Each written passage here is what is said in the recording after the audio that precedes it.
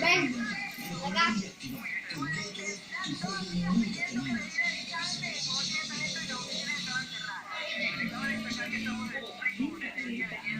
Es abrir 30 nuevos centros de atención prioritaria en salud, asignar más de 350.000 citas por teléfono para evitar filas. Una nueva área de urgencias pediátricas en Suba.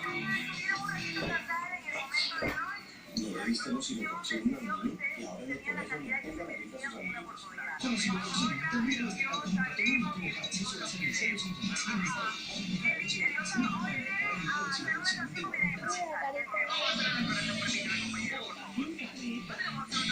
es haber creado 87 canchas sintéticas en toda la ciudad para que más jóvenes puedan sacar al estadio. Y haber eliminado más de 1000 parques para que puedan hacer deporte hasta las 10 de la noche.